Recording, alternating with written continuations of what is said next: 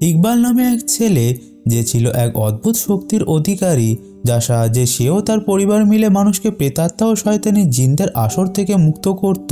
ফলে এমনই একদিন এক মেয়েকে এক শয়তানি জিনের আসর থেকে বাঁচাতে গিয়ে ইকবালের মায়ের প্রাণ চলে যায়, যেটার পর তাদের বিল্ডিংয়ে শুরু হয়ে যায় কিছু ভয়ঙ্কর ঘটনা, যার দরুন সেখানে পরপর মানুষ ভয়ঙ্করভাবে হত্যা হতে থাকে। যেটা রহস্য খুঁজে বার করতে গিয়ে ইকবালের বন্ধুকেও আসর করে এক ভয়ঙ্কর শয়তানি জিন। তাই ইকবাল কি পারবে তার বন্ধুকে এই শয়তানি জিনের আসর থেকে বাঁচাতে?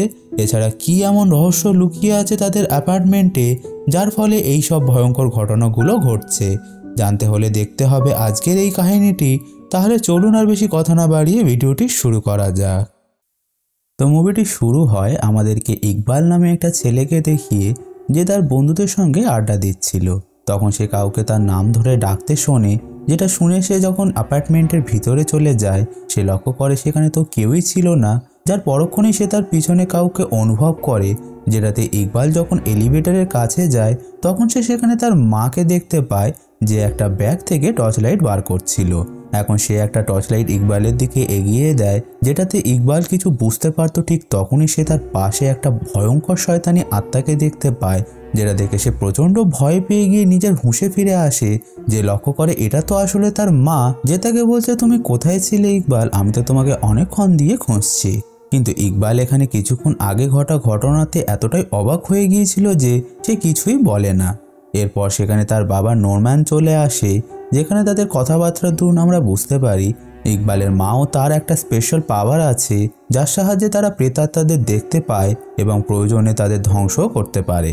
তাই তাদের পরিবার মানুষকে শয়তানি প্রেতাত্মাদের হাত থেকে মুক্তি দেওয়ার কাজ করত, যার ফলে তারা আজকেই একটা জায়গায় যাচ্ছিল যেখানে একটা মেয়েকে শয়তানি জিন আসর করেছিল।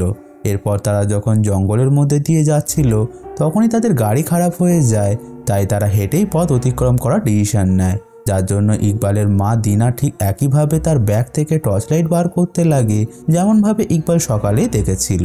তাই বিপদ আজ করতে পেরে ইকবাল তার বাবার কাছে গিয়ে বলে, আমাদের জায়গাটায় না যাওয়া উচিত, কারণ আমি অনুভব করতে পারছি কিছু একটা খারাপ অবশ্যই ঘটতে চলেছে। কিন্তু তার বাবা তার কথাগুলোকে গুরুত্ব দেয় না এবং তাদেরকে নিয়ে এগিয়ে যেতে লাগে। তখনই ইকবাল তাদের আশেপাশে অনেকগুলো প্রেতাত্মা ও জিনদের দেখতে পায়, যেটা দেখে সে আরও ভয় পেয়ে যায়। এরপর তারা সেই বাড়িটাতে পৌঁছে যায় যেখানে তাদের আসার কথা ছিল। যেখানে পৌঁছানোর সাথে সাথে একটা মহিলা তাদের সবাইকে বাড়ির ভিতরে একটা রুমে নিয়ে যায়, যেখানে গিয়ে তারা লক্ষ্য করে রুমটির মধ্যে একটা মেয়ে হাওয়াতে ভেসে আছে, যার পাশেই একটা মেয়ে পজেস অবস্থায় বলছে, অবশেষে তোমরা তাহলে আমার আস্তানায় পৌঁছে গিয়েছো। যেটা বলে সে নোরম্যানের উপর অ্যাটাক করে দিলে দিনা তার শক্তির দ্বারা নোরম্যানকে তার হাত থেকে বাঁচিয়ে নেয়। যেটার পর দিনা মেয়েটির মধ্যে থাকা জিনকে তার শরীর ছেড়ে দেওয়ার আদেশ দিলে পোজেস মেয়েটি উল্টো ইকবালের উপরই অ্যাটাক করে দিয়ে তার গলা চেপে ধরে। যেটা দেখতে পেয়ে দিনা দুয়া পাঠ করতে করতে মেয়েটাকে এক ঝটকায় দূরে সরিয়ে দেয়, যেটাতে মেয়েটির মধ্যে থাকা শয়তান জিনটা দুর্বল হওয়ার অভিনয় করে। যেটা দেখে দিনা ভাবে এবার হয়তো সে মেয়েটিকে সেই শয়তানি জিনের আসর থেকে বাঁচিয়ে নেবে, কিন্তু সেটা তার ভুল ধারণা ছিল। কারণ হঠাৎ করে মেয়েটির মধ্যে থাকা জিনটি মেয়েটির মাথার পিছন থেকে তার আসল রূপ বার করে ইকবালকে পজেস করার চেষ্টা করতে লাগে। যেটা কিছুক্ষণ পরেই দিনা বুঝতে পেরে সে তার ছেলেকে বাঁচাতে নিজেই ইকবালের সামনে চলে আসে, যার ফলে শয়তান জিনটা ইকবালের জায়গায় তার মা দিনাকে পজেস করে নিয়ে তাকে সেখানেই শেষ করে দেয়। ফলে এই ঘটনাটিতে তাদের পরিবার প্রচণ্ড কষ্টে ভেঙে পড়ে, বিশেষ করে ইকবাল, কারণ সে বিপদকে আগে থেকে আঁচ করতে পেরেও কিছুই করতে পারেনি। এরপর পরের দিন সকালে ইকবালের মায়ের দাফনের কাজ শেষ করে যখন তারা বাড়ি ফেরে তখন আমরা ইকবাল ও তার বাবার কথা শুনে বুঝতে পারি ইকবাল তার মায়ের মৃত্যুর জন্য কোথাও না কোথাও সে তার বাবাকেই দোষী মনে করছিল, যার জন্য সে তার বাবার সঙ্গে বেশি কথা না বলে ব্যালকনিতে গিয়ে দাঁড়িয়ে বাকি বাচ্চাদের খেলা করতে দেখছিল, কারণ সে তাদের মতোই সাধারণ জীবনযাপন করতে চাইছিল। তাই সে তার বাবা নোরম্যানকে বলে সে আর তাদের কাজ চালিয়ে যেতে চায় না, কারণ যেহেতু সে তার শক্তির দ্বারা তার মাকেই বাঁচাতে পারেনি, তাহলে এমন শক্তি থাকার কোনো মানেই হয় না। যেটাতে তার বাবা বলে ঈশ্বরের পরিকল্পনার উপর কেউই জোর খাটাতে পারে না, তাছাড়া যেটা ঘটে গিয়েছে সেটাকে মেনে নেওয়াই উচিত। যেটা শুনে ইকবাল আর কিছুই বলে না। এরপর আমরা তাকে বসে বসে তার মায়ের পুরনো ভিডিও দেখতে দেখি। তখন সেখানে তার বন্ধুরা চলে আসে, যাদের নাম হলো আলী, বব ও আবয়। এখানে আপনাদের জানিয়ে দিয়ে আবয় হলো একটা মেয়ে যে ছেলেদের মতো করে থাকতে পছন্দ করত। অন্যদিকে একই সময় আমাদেরকে ইকবালের বাবা ও তার ছোট বোনকে দেখানো হয়, যারা জিনিসপত্র যখন গোছাচ্ছিল ঠিক তখনই ইকবালের বাবার কাছে আবয়ের বাবা জামিলের কল আসে যে তাকে এখনই তার সঙ্গে দেখা করতে বলে। আসলে জামিল একজন ব্যবসায়ী ছিল যে নিজের পরিবারে বেশি খেয়াল রাখতো না, যার জন্য আবয় তাকে মোটেও পছন্দ করতো না। এখন যেহেতু জামিলের কিছু কাজের জন্য শহরের বাইরে যাওয়ার ছিল, তাই সে নোরম্যানকে তার নার্সারি দেখাশোনা করার কাজে নিয়োগ করে নেয়। যেটার পর সে যখন তাকে তার নার্সারি দেখাতে নিয়ে যায়, তখন পথে তাদের ইকবালের সঙ্গে দেখা হয়ে গেলে নোরম্যান তাকেও তার সঙ্গে নিয়ে নেয়। এখন তারা নার্সারির মধ্যে এন্টার করার পর লক্ষ্য করে সেখানে ভিন্ন ধরনের প্লান্টস আছে, যাদের মধ্যে কিছু দুর্লভ প্লান্টসও ছিল যেগুলোকে সে ইন্দোনেশিয়া থেকে পাচার করে এখানে এনেছে। আসলে এটাই জামিলের ব্যবসা ছিল যে দুর্লভ প্লান্টসের পাচার করে এনে সেটাকে ধনী ব্যক্তিদের চড়া দামে বিক্রি করত। এখানে তার কাছে দুটো টাইটেন নামক প্লান্টসও ছিল, যেটাকে সে সুমাত্রা থেকে নিয়ে এসেছিল। জামিল জানায় এই ফুল দুটো 8 বছরের মাত্র একবারই ফোটে, যেটা বলার পর সে যখন নোরম্যানকে ভিতরে রুমে আরও কিছু প্লান্টস দেখাতে নিয়ে যায়, তখন হঠাৎ করে ইকবাল সেখানে একটা মেয়ের করুণভাবে কান্নার আওয়াজ শুনতে পায়। যেটা শুনে ইকবাল অবাক হয়ে গিয়ে যখন কান্নার আওয়াজটার উৎস খোঁজার চেষ্টা করে, তখনই সে লক্ষ্য করে কান্নার আওয়াজটা সেই টাইটান প্লান্ট থেকেই আসছে, যেটাতে সে একটু আতঙ্কিত হয়ে যায়। এরপর সেখানে তার বাবা ও জামিল চলে আসে। যারা নার্সারি থেকে বার হবে ঠিক তখনই নোরম্যান একটা রুমের দরজাকে লক্ষ্য করে, যেটার উপর একটা কাগজ দিয়ে কিছু মন্ত্র লেখা ছিল। ফলে বিষয়টা দেখে নোরম্যান একটু অবাক হয়ে যায়। তখনই জামিল বলে ওই রুমটাতে যাওয়ার প্রয়োজন নেই, ওটাতে আমার পার্সোনাল কিছু জিনিসপত্র রাখা আছে, যেটা বলে সে তাদেরকে নিয়ে বাইরে চলে যায়। এখন জামিল সেখান থেকে চলে গেলে নোরম্যান ইকবালকে বলে তার কাজ 2 সপ্তাহের মধ্যেই কমপ্লিট হয়ে যাবে, তাই সে যেন এখানে আর না আসে। অন্যদিকে একই সময় আমাদেরকে বয়কে দেখানো হয় যে তার মাকে ঘরে একা বসে কান্না করতে দেখে, যেটা দেখে সে রুম থেকে বেরিয়ে যায়। আসলে বয়ের মা, যার নাম ছিল অ্যানা, তার আরও একটা মেয়ে ছিল যে মারা গিয়েছে, তাই অ্যানা তাকেই মনে করে কান্না করছিল। এদিকে আমরা রহিম নামে এক ব্যক্তিকে দেখি যে দাদাগিরি করে বব ও আলীর থেকে তাদের টাকা ছিনিয়ে নিচ্ছিল। তখনই তাদের খুঁজতে খুঁজতে ইকবাল ও আবয় সেখানে চলে আসে, যেখানে আবয় রহিমকে তাদের ছেড়ে দিতে বললে রহিম তাকে কিছু বাজে বাজে কথা বলে সেখান থেকে চলে যায়। এরপর আমরা তাদের 4 জনকে সেই নার্সারিতেই যেতে দেখি যেখানে যেতে ইকবালের বাবা তাকে মানা করেছিল। আসলে ইকবাল লুকিয়ে লুকিয়ে সেখানকার চাবি তার বাবার থেকে চুরি করে নিয়েছিল। এখন নার্সারির ভিতরে যাওয়ার পর বব ও আলী পুরো অবাক হয়ে যায়, কারণ তারা এমন অদ্ভুত ধরনের উদ্ভিদ প্রথমবারই দেখছিল। এখন কিছুক্ষণ জায়গাটাকে ভালো করে দেখার পর যখন তারা ফিরে যাচ্ছিল, তখনই তারা সেই বন্ধ দরজাটাকে লক্ষ্য করে, যার উপর কিছু মন্ত্র লেখা ছিল। তাই আলী ইকবালের থেকে চাবির গুচ্ছটা নিয়ে যখন সেই দরজাটাকে খোলার চেষ্টা করে, তখন কোনো চাবি দিয়েই দরজাটা তালা খোলে না। ফলে বিষয়টাতে প্রচণ্ড বিরক্ত হয়ে আলী সেই দরজায় থাকা মন্ত্র লেখা কাগজটাকে ছিঁড়ে ফেলে দেয়, যার সাথে সাথেই রুমটির দরজা এক ঝটকায় খুলে যায়। যেটা দেখে ভয় পেয়ে আলী ও বব সেখান থেকে দৌড়ে পালিয়ে গেলেও ইকবাল ও বয় সেখানেই দাঁড়িয়েছিল। যারা সাহস করে রুমটার ভিতরে গিয়ে দেখে রুমটি সম্পূর্ণ ফাঁকা, যার দেওয়ালের একটা অংশ দিয়ে রক্ত পড়ছে, কিন্তু এটা শুধুমাত্র ইকবালই দেখতে পাচ্ছিল, বয় নয়। তাই ইকবাল ভয় পেয়ে গিয়ে বয়কে নিয়ে রুম থেকে বেরিয়ে যায়। এরপর সেই দিন রাতেই ইকবাল যখন শুয়েছিল, তখন হঠাৎ করে সে বাথরুমের মধ্যে একটা ছায়ামূর্তিকে চলাফেরা করতে দেখে, যেটা দেখে সে যখন বিষয়টাকে চেক করতে বাথরুমের মধ্যে যায়, তখন সে লক্ষ্য করে সেখানে তো কেউই ছিল না। তখনই হঠাৎ করে ইকবালের ঘুম ভেঙে গেলে আমরা তার পাশে এক ভয়ঙ্কর এন্টিটিকে লক্ষ্য করি, যেটা ইকবালের দোয়া পাঠ করার সাথে সাথেই গায়েব হয়ে যায়। ফলে বিষয়টাতে ভয় পেয়ে গিয়ে সে যখন রুমের বাইরে বার হয়, তখনই সে পোপো নামে এক বৃদ্ধাকে দেখতে পায়, যার মাথাটা ফেটে সেটা দিয়ে রক্ত বার হচ্ছিল। যেটা দেখে ইকবাল আরও ভয় পেয়ে যায় এবং বিল্ডিং থেকে বার হয়ে তার মায়ের কবরের পাশে গিয়ে বসে পড়ে। এখন কিছুক্ষণ পর তাকে খুঁজতে খুঁজতে ইকবালের বাবা ও তার ওস্তাদ সেখানে চলে আসে, যারা তাকে বাড়ি নিয়ে চলে যায়। এরপর পরের দিন সকালে ইকবালের বাবা তার ওস্তাদকে ইকবালের ভূত দেখতে পাওয়া ও মানুষকে হিল করার ক্ষমতাকে সিল করে দিতে বলে, যেটাতে নোরম্যানের ওস্তাদের অমত থাকার সত্ত্বেও সে একটা রিচুয়ালের মাধ্যমে ইকবালের সমস্ত ক্ষমতাগুলোকে সিল করে দেয়। এরপর দৃশ্য পরিবর্তন হয়ে আমাদেরকে সেই বৃদ্ধা মহিলা প্রভুকে দেখানো হয়, যে আর কেউ নয় আনার মা মানে আবয়ের নানি ছিল, যে প্রার্থনা করতে করতে হঠাৎ করে বিল্ডিংয়ের এলিভেটরের মধ্যে থেকে কিছু শব্দ আসতে শুনে যখন বিষয়টাকে চেক করতে সেখানে যায়, তখনই সে এলিভেটরের মধ্যে একটা মেয়েকে দাঁড়িয়ে থাকতে দেখে, যার পিছনে সেই ভয়ঙ্কর এন্টিটিটা ছিল যাকে ইকবাল রাতে দেখতে পেয়েছিল। এখন সেই মুহূর্তে সেখান দিয়ে ইকবাল ও তার বাবা ও তার ছোট বোন সিনেমা দেখার উদ্দেশ্যে বার হচ্ছিল, ঠিক তখনই পোপো ইকবালের কানে কানে বলে আমরা সবাই অভিশপ্ত। আর এটা বলতে বলতে সে বিল্ডিংয়ের ব্যালকনিতে চলে যায়। তখনই নোরমান ইকবালকে ডাক দিলে ইকবাল বিষয়টাকে বেশি গুরুত্ব না দিয়ে চলে গেলে সাথে সাথে পোপো বিল্ডিং থেকে ঝাঁপ দিয়ে নিজেকে শেষ করে নেয়।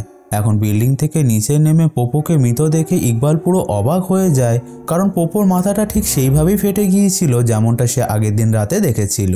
কিন্তু এখানে আরও অবাক করা বিষয় হলো ইকবাল দেখতে পাচ্ছিল সেই ভয়ঙ্কর এন্টিটিটা পোপোর রক্তকে চেটে চেটে খাচ্ছিল, যেখানে এই দৃশ্যটা দেখে আমরা বুঝতে পারি ইকবাল কোনোভাবে সেই সমস্ত মানুষদের দেখতে পাচ্ছিল যাদের মৃত্যু নিকট ছিল। এরপর সেই দিন রাতেই নোরমান যখন নার্সারির প্লান্টসগুলোকে জল দিচ্ছিল তখনই সেখানে রহিম চলে আসে, যে সেখানে আসার সাথে সাথেই সেই বন্ধ দরজাটা নিজে নিজেই খুলে যায়। তাই নেশার ঘরে রহিম সেই রুমের ভিতরে চলে গেলে সেই ভয়ঙ্কর এন্টিটিটা তার উপর অ্যাটাক করে দেয়, যার চিৎকার নোরম্যান শুনতেই পায় না, কারণ তার কানে তো ইয়ারফোন লাগানো ছিল।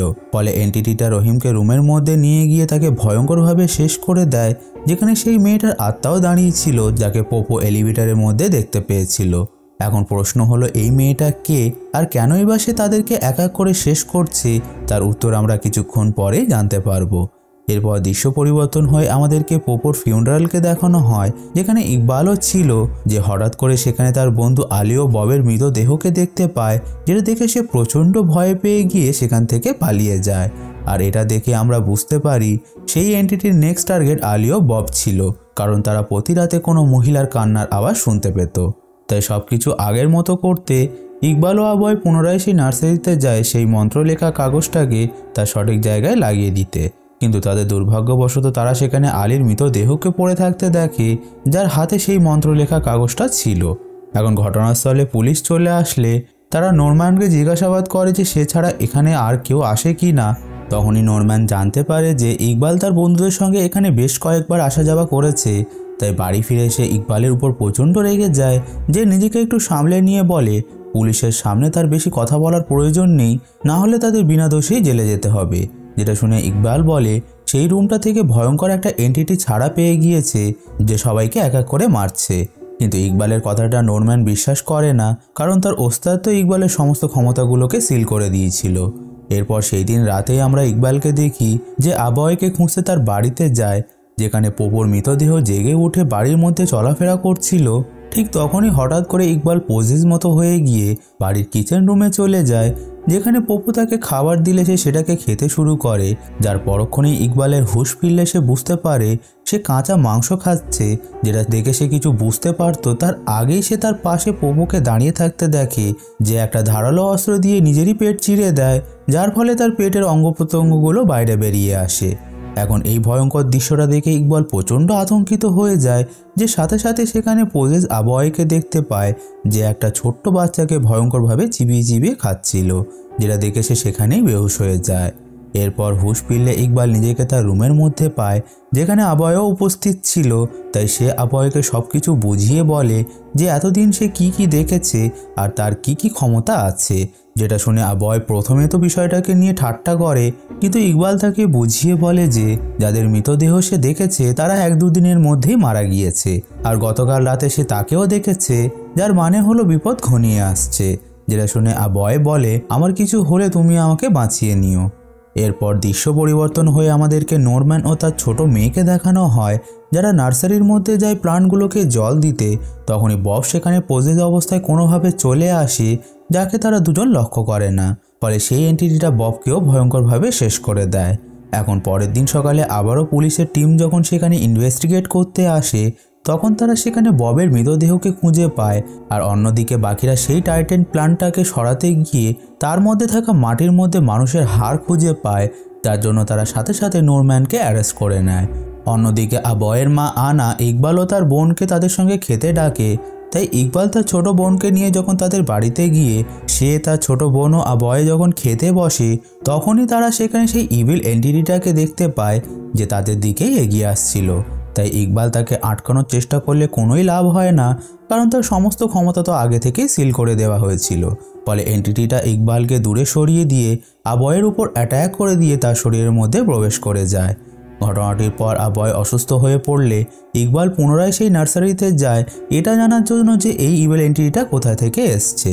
তখনই ইকবাল লক্ষ্য করে সেখানে থাকা টাইটান প্ল্যান্ট রক্তে ভরে গেছে, যেটা দেখে সে সাথে সাথে প্ল্যান্টটার একটা ছবি তোলে। কিন্তু ইকবাল লক্ষ্য করে ছবির মধ্যে প্ল্যান্টটা সম্পূর্ণই স্বাভাবিক ছিল, যেটাতে সে আরও বেশি অবাক হয়ে যায়।